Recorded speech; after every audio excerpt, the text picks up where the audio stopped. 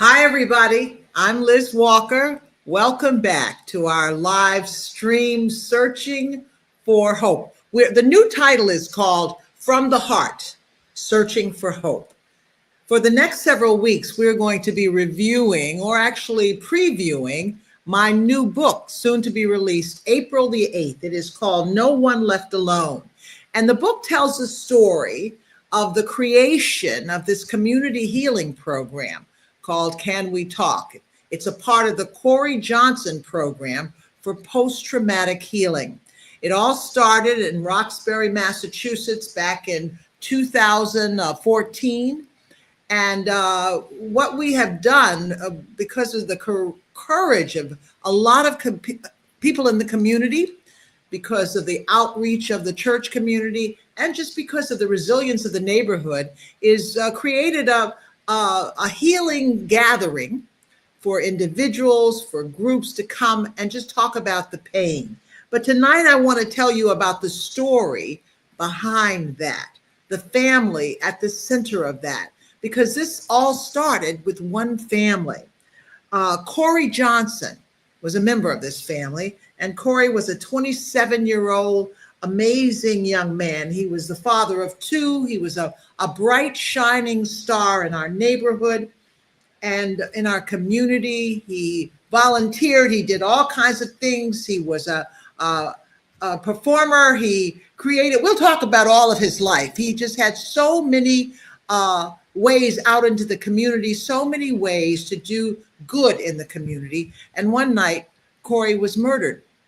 And of course, his family and the community was left devastated.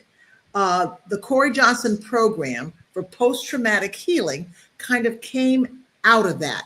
So tonight we're going to go back. We're going to kind of go back over the really hard part and talk with this family and try to figure out how we got to where we are right now. I start by introducing Corey's mom, Deborah Fitzpatrick Johnson. Deborah has been kind of the heart of the program in many ways. Deborah, I know you're coming on with me in just a matter of minutes as soon as Micah puts you there. We've had a lot of technical issues tonight. There we are. Hi, Deborah. How are you? Is your mic on? I just want to make sure you're with me because I can't. Okay, here we go. There you go. There you go. Thanks so much for joining us. So I wanted to go back and just kind of give people an idea of how this all started for us. And it started with you. I went to you and asked if we could do this. So could you remember that when I came to you? It was after church one day, I think. Yep, it sure was. And you told me about this plan you had to start this community healing thing, and you asked me if I would mind if we named it after Corey. Corey was my son, my firstborn, my only son. Of course, I now have a little bonus son, but we'll get to that. And he was a member of their church. And like young people, he dropped in and out, but he would still come. So when you asked me, at first I was a little hesitant because that particular weekend that Corey was killed, there was so many murders in the city.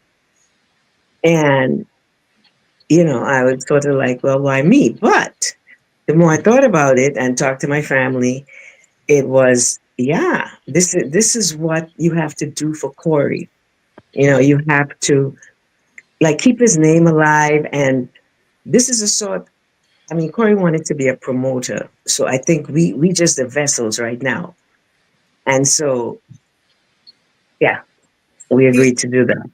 In a way, he is promoting. He's promoting healing and he's promoting peace and his spirit. Yeah. I hate to ask you this, but take us back to the night that you first heard about the tragedy.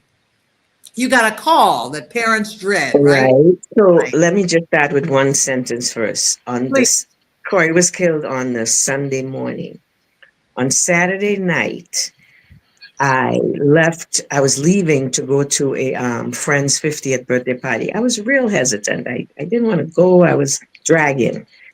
And when I came downstairs, Corey Justin and another friend they had also named Corey was some of them were on the floor on the couch. They were looking at the basketball finals. And little did I know that would be the last time I would Mm, see Corey alive. mm, So I got home from the party, and as I was getting ready to go to bed, the phone was ringing. And I mean the landline, because this was 14 years ago, so we still had the landline. right. And but anytime your phone rings at 2 o'clock in the morning, you get you kind of perk up a little bit. So I did look at the time, but somehow now I kind of fluctuate. It's either between 2:11 and 2:13. I'm not sure. But and I said to myself, well, this can't be good. But there was so when I picked up the phone, the other person on the line said to me, Deborah, you need to go to Beth Israel because Corey's been shot. The other person on the line was Brenda, who's Justin's mother, right? So she was at one hospital with him, and they sent Corey to another hospital. So I got up, got dressed, got in my car, and I'm driving to the hospital, but I stopped where it actually happened. Like, I don't remember if Brenda said to me it happened where she lived there, she and Corey's dad and Justin's dad, right? So I can't remember if she said that to me, but I went that way anyway. I stopped. It was so dark, but I could see the cops with the flashlights and all that. So I got out. I went up to a cop and I started to describe Corey immediately. Like he had dreads, he's tall, he's this, he's that. And nobody would tell me anything. Like I was annoying him. Finally, he said to me, ma'am, you just go park your car over there, and this officer here will bring you to the hospital. I think that's when the numbness began. Mm, mm, Because in your heart, right? Like if something didn't happen to him, somebody would say that to me. That's what I was thinking. right, So right, in my heart, I think that's where it starts getting foggy, right? right. So anyway, the cop takes me to the hospital. I get there, and they take me immediately to a room where there's a social worker, a chaplain, and I think a nurse or something. And they just have me in this room for this extended amount of time. I try calling my family. It's now 3 o'clock in the morning. Everybody's sleeping. So I finally, I called Reverend Hamilton, and Who that's all church? I'm going to right, stop. Reverend. He was Uh the huh. pastor of the church at that time. Yes, yes. So I called him, and he lived quite a few miles away. But that was the kind of the last thing I'm truly conscious about, right? So he's there. We're in this room for the longest time. So eventually he must have called people because I see people start coming, my family, but I'm seeing people, but I'm not really seeing faces. And I'm hearing noises, but it just doesn't make sense to me.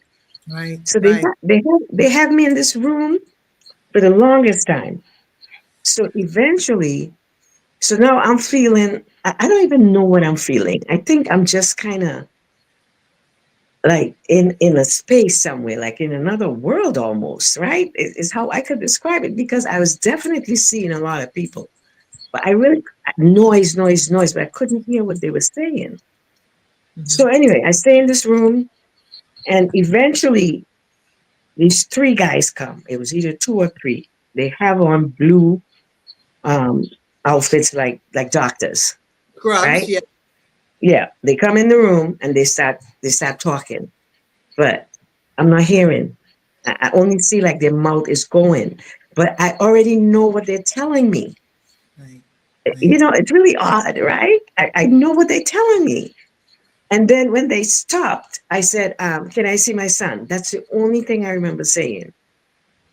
And of course, that took more hours and hours and hours. He just sitting there.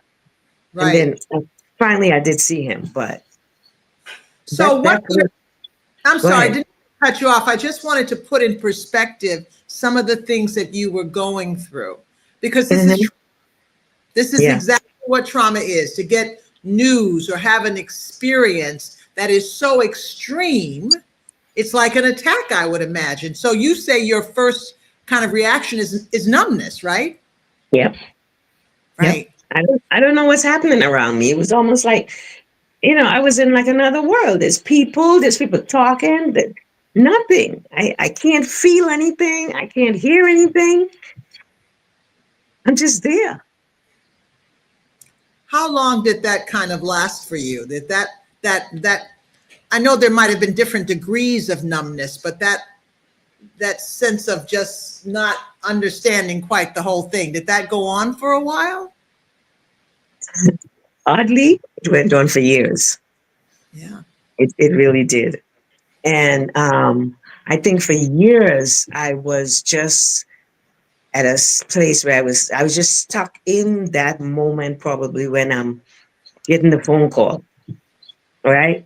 Because I'm not remembering too much after that.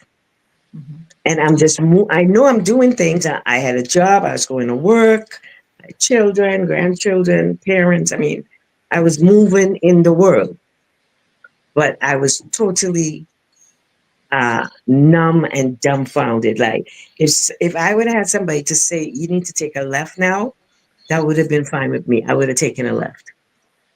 Did you know? Because Oh, go on, please. but that, I think, that is how my grieving started. Like, I was numb for years. Mhm. I was doing things, I was moving about, but I wasn't feeling. I couldn't feel. I swear, I wasn't feeling sad. I wasn't feeling happy. I wasn't feeling love. I wasn't feeling anything. It Right. is such an odd feeling, Right. right? A feeling to have no feeling at all. Did you know anything about trauma at this point? Did you know anything? I mean, you were a deacon in the church, so certainly you knew some things about grief because you had, helped other people and consoled other people. But did you know much about trauma at all? Well, no, nobody called it that 15 years ago. Nobody. We were just, you know, um, I mean, I've had some horrible things happen to me in my life, right? But what do? You just get over it. You just keep going, pray, and you know, hopefully you'll feel better. Right. But no dealing with no real substance about it, no dealing with it, with stuff that is happening in your life. It's just, we're here. Good things, bad things happen to good people, and we move on.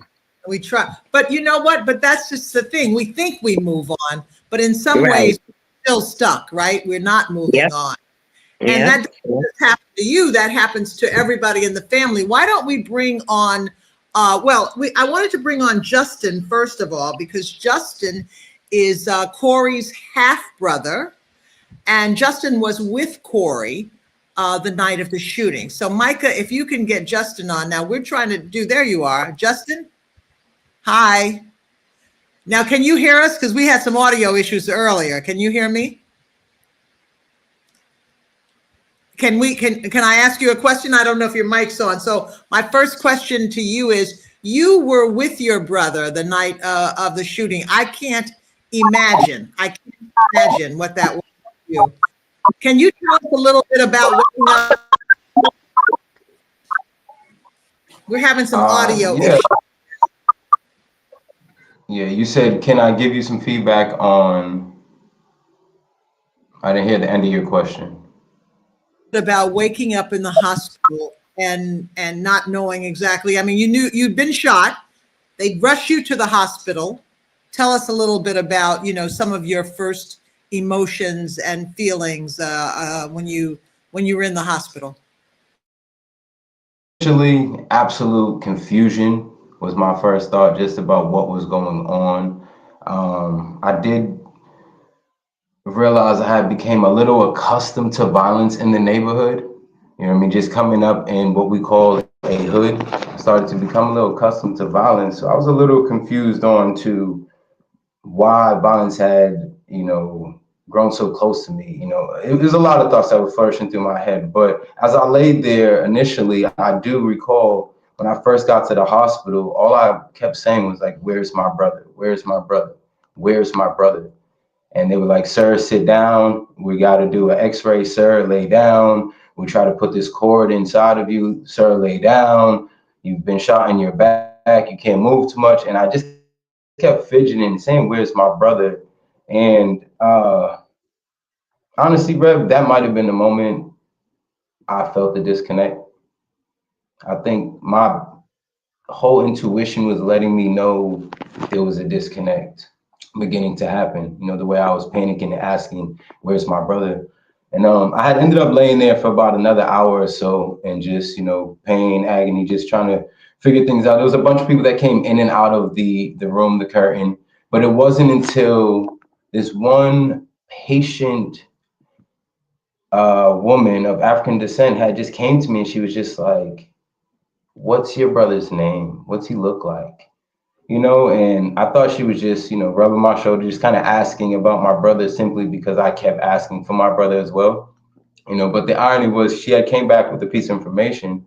She goes, "I can't tell you much, but there was another person from the same scene that you came from, and he died, and he did have dreadlocks, but his name's not Corey." I had a instant relief, excuse me. But then right after that, I demanded. I said, "Hey, so what was the gentleman's name?" And she said Jefferson.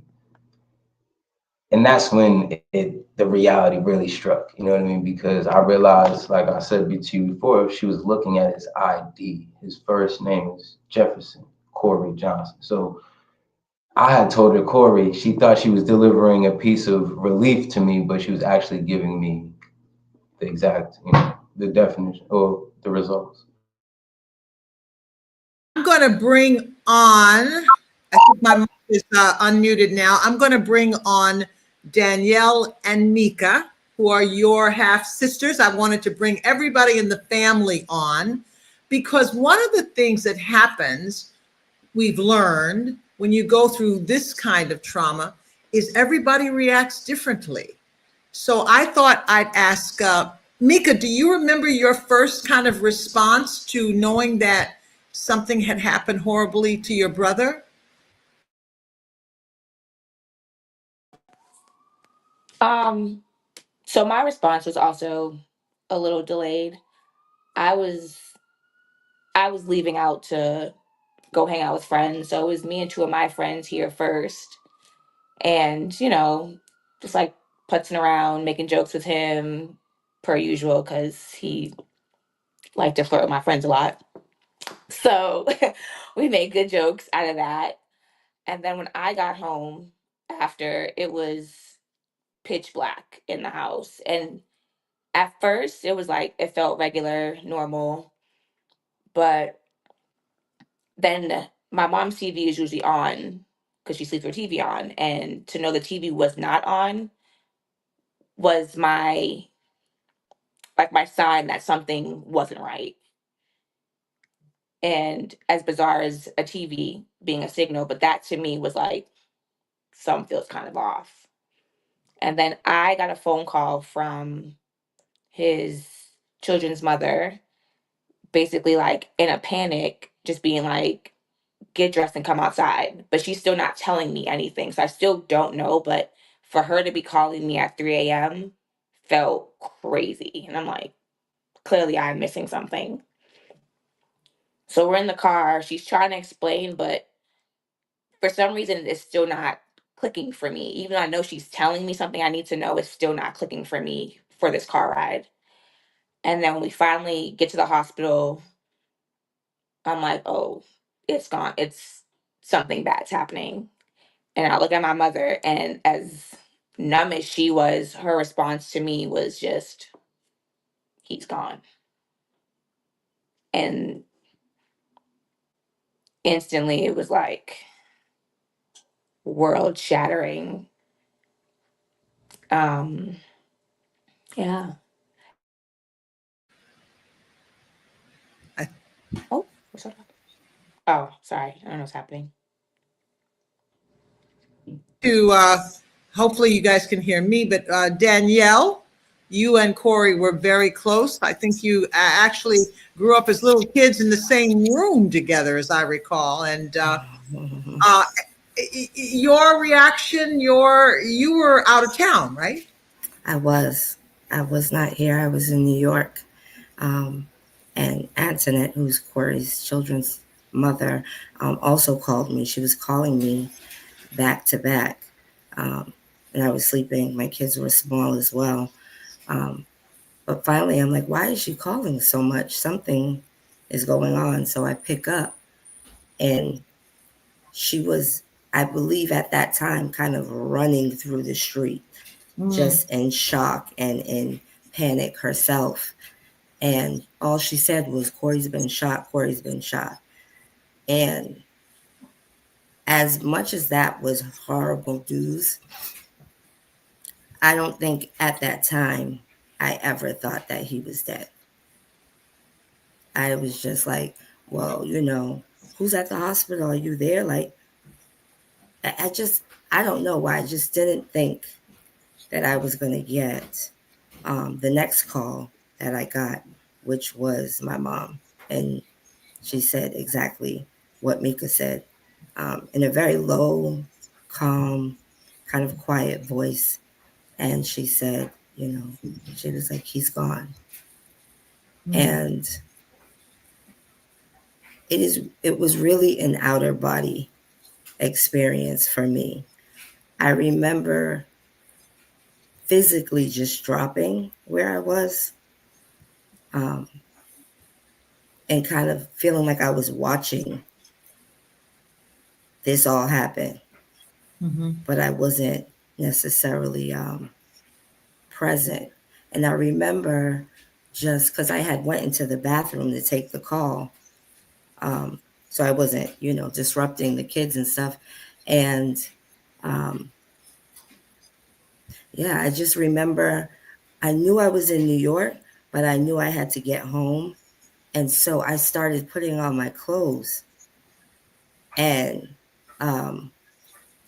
my ex-husband was saying to me, like, Dee, what's going on? What's going on? And I'm like, I got to get home now.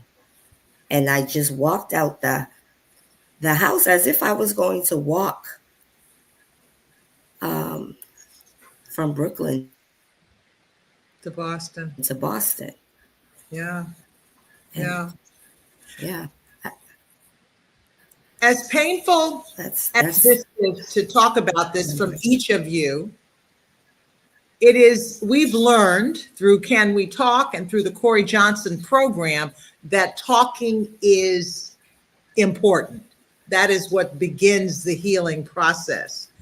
But you all were called into a grief counseling situation not long, I think it was a few months after Corey's death. Deborah, do you remember that when the pastor of the church then said he knew that that it wasn't enough what we were doing in the church, so he actually called mental health counselors. Do you remember? He did. Yeah, I do remember that. And Colleen and her associate Arville, they came, and we were just all in a room, just and they were going over things. But I mean, two things I have to say real quick is Mika and Danielle. I never remember talking to them. Also, when Colleen came and her associate, I mean, it was like eye opening, right? Like, thank God somebody is going to finally tell us like what we're feeling. Because we were just moseying along, crying, leaning on each other. My sister Donna, she just moved in with me for a year, like just like that. Same day, she just moved in. And so we were just kind of doing what we thought that we should be doing, right? To try to keep each other up. And thank God that someone came and named what we were feeling, because this stuff turns your life just upside down, right? And it is so easy fall into such bad patterns when like your compass is broken, right? Mhm, So like I said before, if somebody tell you go left, you will probably go left. mhm, mhm. And this is not even in your, this is not even the way that you behave normally, whatever normal means, right? So yeah, they did come and we did get a lot of information from them. And so, we were better able to navigate like all the mountains and the valleys and all the stuff that kept coming at us. It did help. It did help. Right. You said something beautiful, but it was very painful to hear. You said your compass is broken. Is that how you kind of described it? So let me Yeah. ask everybody, when what does that mean to you when these are the months, the weeks after the shooting, after the murder, about a broken compass, not really having direction? Would that be a good way to describe it for you, Danielle? Absolutely. I often describe it as Corey kind of being my GPS. So it's in that same kind of realm of not knowing where you're going from there, not having someone to kind of help you direct your path. Um, yeah, I was lost. I was Yeah. absolutely lost. So Yeah. that definitely resonates. And you, Justin,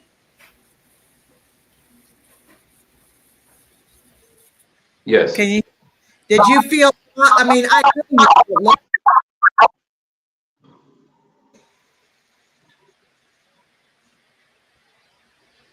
Um, Sorry, you asked about the group.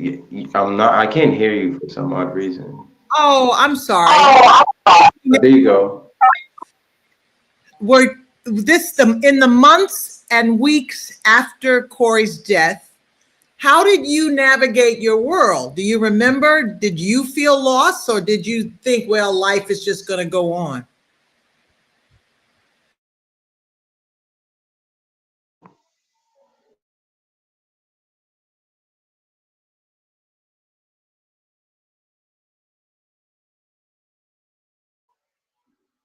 That's a journey that I'm still facing. You know what I mean? I initially felt lost, still feel lost. I did find answers to other things, and that was being able to find strength to help other people. You know what I mean? By going through this process myself, I've been able to identify certain things that I can help others now that I'm more familiar with like what trauma is. Because for me, trauma used to be kind of like people dealt with it after a sports accident, or it was the person in the straight jacket that was in the hospital that was dealing with all these different issues. So for it to happen to me so close, up close, and then that impact all of the personal people around me, it was it's been hard to take it just personal, you know what I mean? Or just make it just my problem when it's everybody's problem. I mean, I think that was the benefit of the family grieving, you know what I'm saying? That allowed us to, I was able to express my own pain while helping others. And I think that was a great formula for healing versus just like telling my own problem and not hearing another problem back. You know what I mean? Especially when we're dealing with the same issues or the same type of grievance. You know what I mean? So I think that was very helpful. Counseling really was helpful to you. Mika, how Yeah. about you? Was grief counseling helpful? And if it was, how was it helpful for you?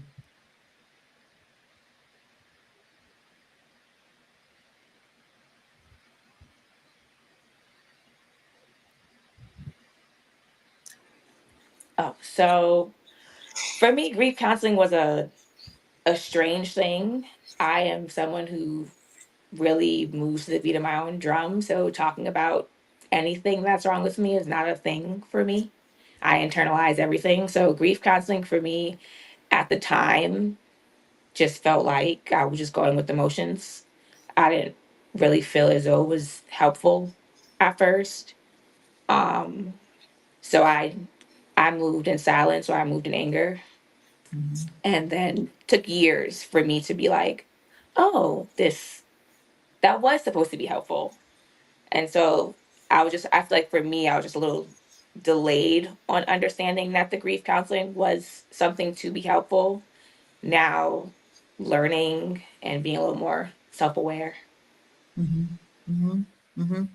I think that's such an important point that you make, Mika, because we tend to, in our culture, think, okay, something horrible has happened. I'm going to take 6 weeks, I'm going to take 2 months, and then I'm going to be all right. And that's not real at all. That's not, because we're all different. And grieving and trauma can take lifetime, right? So when did you, Mika, realize that it wasn't all right, and you being by yourself wasn't necessarily the best way, or have you thought about that?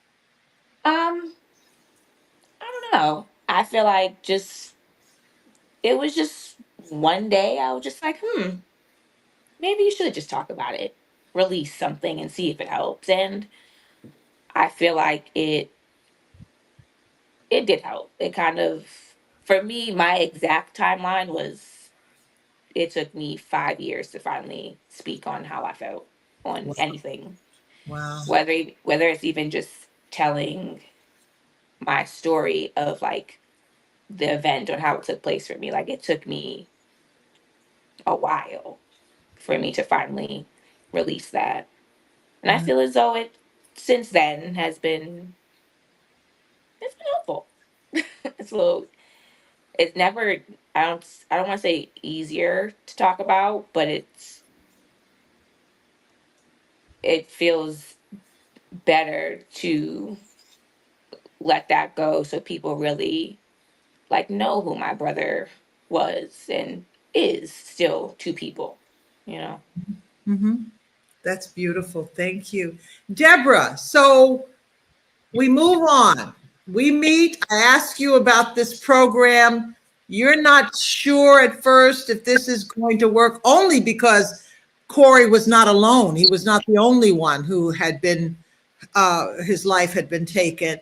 But we talk you into it somehow, and you become kind of a guide for us. How do you explain to people what the importance of a healing gathering like Can We Talk? How do you sell people on the idea? What do you say? Well, I would say to them that, we all need to talk about what we're going through. I mean, to me, that is the thing that put me on a healing path, right? For me, I think maybe 3 or 4 years into the program, I felt like I was turning a corner, right? Because I was able to tell this story and over and over and over. And I still can tell the story. And sometimes it makes it's I don't want to say it makes me feel good, but it makes me feel something that someone else is relating to the pain that I feel, right? To the numbness, to the life changing. Like you just cannot be that same person that you were, right? I am definitely not that same person I was 15 years ago. And I'm not mad at that. As a matter of fact, sometimes I'm like, well, why did it have to take this for me to do that? Right. So, I mean, it has changed my life so much. And the program, I know if it wasn't for this particular program, that I probably would still be stuck Wow. because I had no idea what I needed to do to change the way I was feeling Right. until I started with this program. Right. Yeah. Colleen Sharka, who we've been mentioning tonight, who is the director of replication, who's the director of education, who is like a guru for us, but she's a clinical mental health counselor and has led the program and taught us about the clinical parts of this. Yes. Colleen said that you, at one point, Deborah, thought you were, you thought your memory was going. You thought you had Alzheimer's or something, right? You because you couldn't remember things, not thinking, not I knowing still, that you were connected to trauma. I still think that sometimes, but they have convinced me that when your brain has to take on that kind of trauma, like you didn't get a chance to say goodbye. I'll never see this kid again. In glory, but not in physical. And when I feel that when somebody's brain has to take on that kind of that tragedy, that now I know that we store things, right? And this is what Colleen really has taught me, and this has been the biggest help to me, is that you put things in compartments, or else we couldn't survive in this place, right? If this was the most frontal thing in my brain every single day, I could not survive.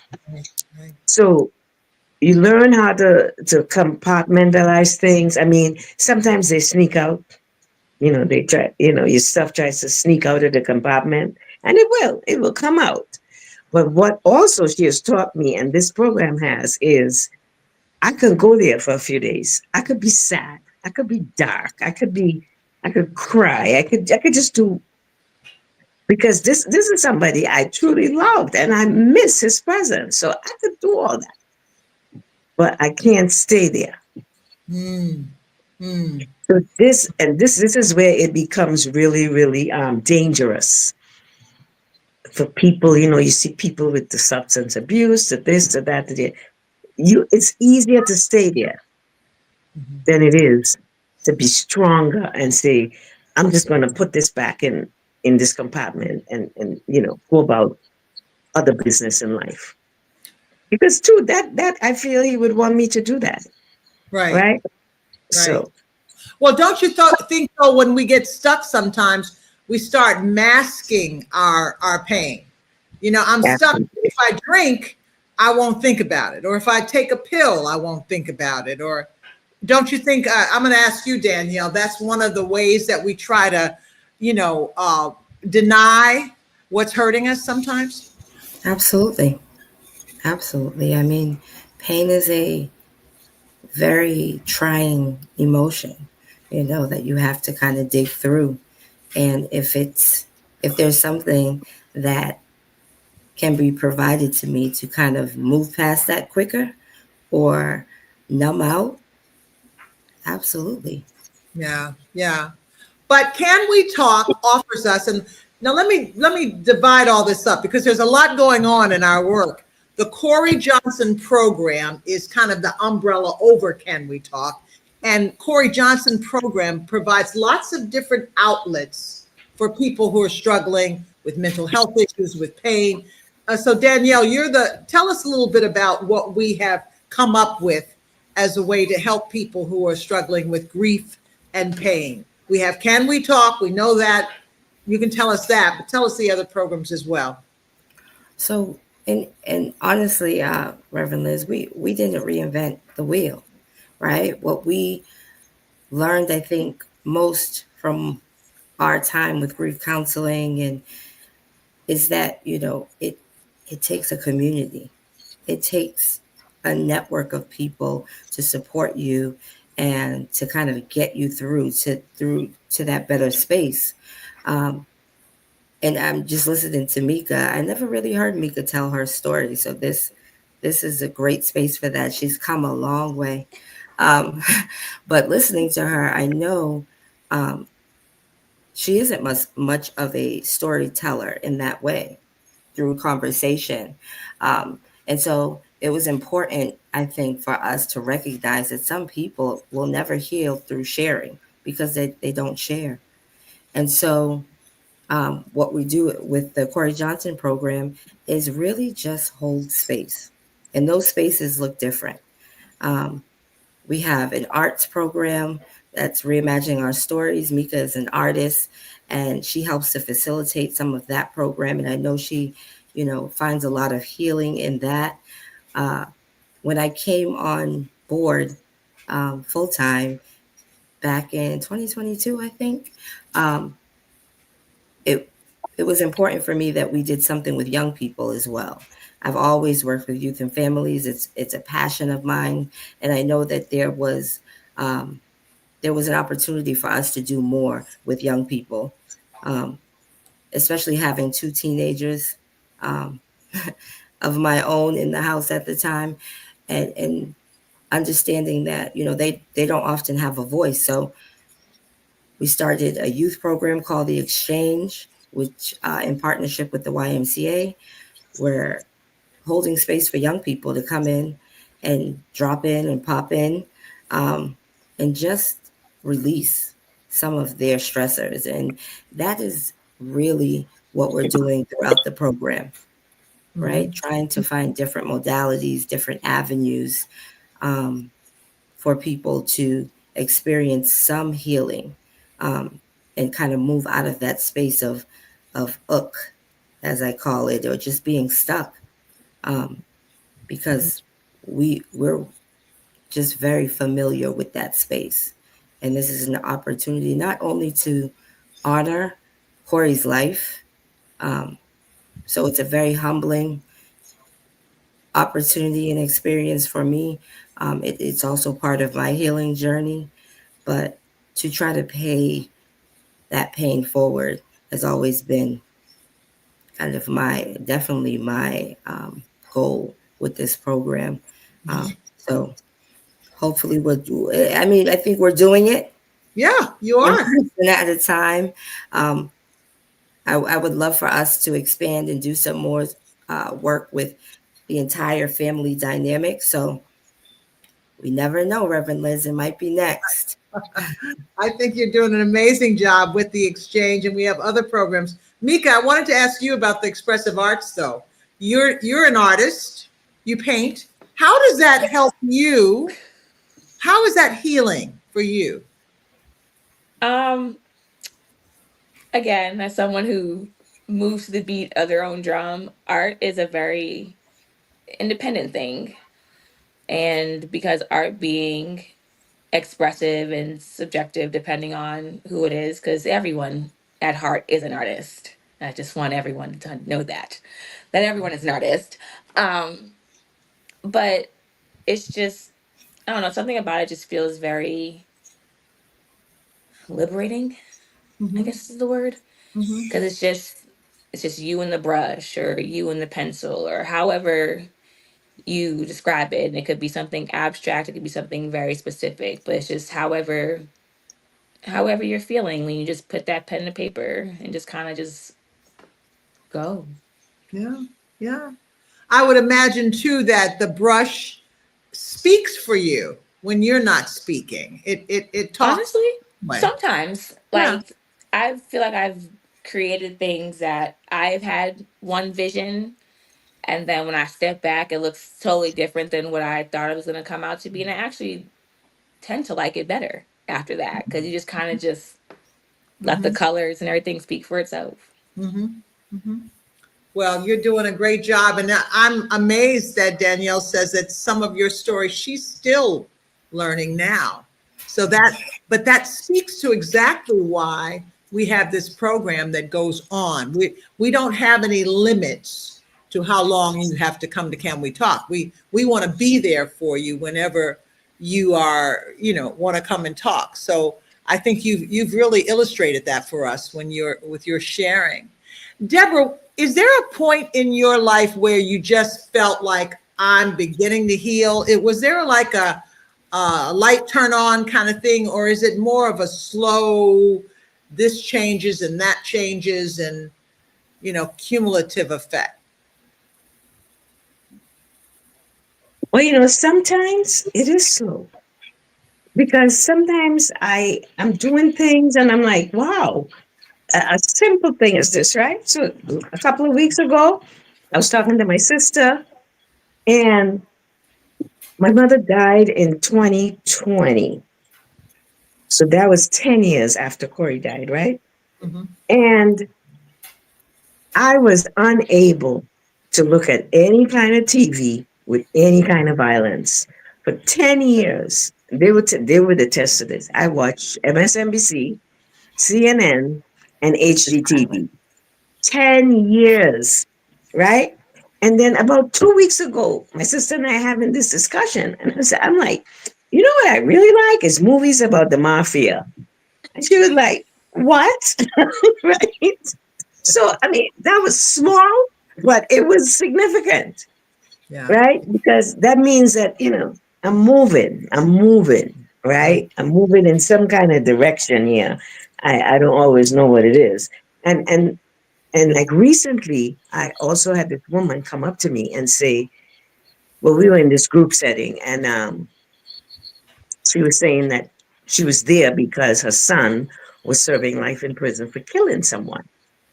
Right. So at the end of this whole session, she came up to me and she said, I probably shouldn't be talking to you. Right. But I just felt like, I guess she felt like a kind of kinship kind of thing in some kind of way. But the thing is about that, for me, is that I heard her. I felt what she was feeling. Right. I, before I could not hear that, Reverend. No, I didn't want no parts of that, right? Somebody killing my, I can't hear it, right? But a couple of weeks ago, I really didn't hear that her son was a murderer, right? What I really saw was her and her pain. And I mean, in a kind of way, she lost her son too. I mean, she can still go see him, but you know what I mean? She that's it. He's gone. So that made me feel like there was some growing happening there, Mm-hmm. right? Because I actually could feel like she was in so much pain. And I could relate to that because she lost her child, Mm-hmm. even though, it's a different kind of way. So I think that's all part of my journey as I keep going along day by day. I don't think there's no such thing as complete healing, but there is, a time when you can just kind of, lay down for a minute. You can laugh, you can call his name, and you can make jokes about him because he was funny, and just remembering the nice parts of his life. Mm-hmm. Mm-hmm. So I think there's just some movement going on with me for sure when it Right. comes to healing. Yeah. Danielle, how would you define healing for you? Because when we talk healing, just like your mom said, it doesn't mean we're over the pain. We're never going to say that, or we got over it. How do you define healing in your life? Healing for me is definitely celebrating and honoring, as I mentioned, his life. Although short, he lived a lot of life and he did a lot of things in that short time.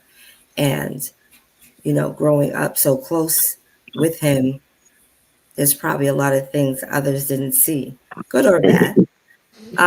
And so I feel like, I'm kind of being called and used in that way to just continue um, that light that he was, so that people do know who he was. People do say his name.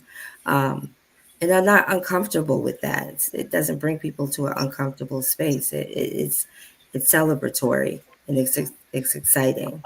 Um, and so healing for me looks like just on continuing to honor him. And I'm so happy that Justin was able to jump back on because he's definitely part of my healing journey as well. I think we lean on each other a lot um, when we are having those rough days or bad days. And you know, Corey's life was taken on a day that Justin's life was spared. And so for me, it's a celebration every day. Every day I try to find something good um, to focus in on rather than, you know, the his passing. Mm-hmm. Mika, how do you define healing? Is that something you even think about, that I am now healing? You talked a little bit about this earlier. Um, I feel like just as people, we're always evolving. So I feel as though you're always healing and it's always something happening. So, yes, I do feel as though there is a piece of me that's working on the healing just off the strength that I am able to talk like about it. For me, that was my biggest thing, was just talking, because again, I moved by myself, or I moved in anger because it just didn't make sense, because myself and Corey, we have a 7-year age gap. So I didn't really get the, we're growing up arm in arm. So it's kind of, the relationship was just different. So for me, it was just confusion. I'm still confused from day to day, because why would someone do such a thing? But I also, I feel like for me, part of my healing was understanding that, yes, I lost one brother in the physical, but I still have the other. And I felt as though, if, like how I think about it too sometimes, that if we had lost Justin, we still would have lost Corey, because how much of a piece of Justin was part of Corey. I feel as though if we had lost Justin in the physical, we still would have lost Corey regardless. So knowing that Justin is still here, even though we lost Corey in the physical, I know he is still here, living through just D, my mom, and myself. So, and his children. Mm-hmm. Well, Justin, that brings us to you. And I want to, before I ask you this, Justin, I want to put a plug in. The book, No One Left Alone, tells this family's story to the best of my ability. And it'll be out on April the 8th. And they have an inspiring story, a courageous story, because it's not easy to get up and put your worst day out there for other people. But they've done that over and over again, and they have really helped a lot of other people. So, Justin, I'll kind of end with you if you don't mind. I know you struggle because we talk about it. So, we're not saying healing is, we're done and we move on to another issue. How do you look at your life now? Um, you still struggling, right? Or tell me what healing looks like to you now. Uh, yes, it's definitely a constant struggle, but I've gained comfort in my discomfort, if that makes any sense. You know what I mean? I've gotten comfortable being uncomfortable. I've gained a new perspective about PTH, or post traumatic healing, and understanding, the value behind it, or what that process looks like. And I believe once again, the strength that I believe I'm gaining has helped in the young men's group. It's helped in my fatherhood. It's helped in my friendships. You know what I mean? What doesn't kill you makes you stronger. You know what I mean? So that's part of it as well. Um, but you asked, how am I dealing with it today? Constant affirmations, definitely a little bit of therapy here and there, relying on my siblings, relying on knowing that if I have the strength, I'm gonna be able to pass that on to my little ones as well. You know what I mean? So that's part of it. Find a new purpose. Uh, but it's not easy, Rev. It's not easy. You know what I mean? Like we were talking this morning, I had a breakdown. You know what I mean? And I used to think tears were negative, but now they're like liberating to a degree. You know what I mean? I used to be almost afraid of feeling things, and now I like invite myself into the feeling of things, so that way I can go through them versus like tiptoe or to be afraid of it. It's a different perspective. You know what I mean? It's definitely allowed me to excuse me, I'm having a little bit of a stalemate because I'm trying to hold my emotions back. A lot of it can be emotional, you know what I mean? But it's a process. It's an everyday process. You know what I mean? It's something you gotta get up every day and just take a day at a time. It's something that's gonna last forever. So I've gained comfort in it, and I'm just looking to be able to help someone else realistically. You know, that's it, really, Rev. I couldn't say.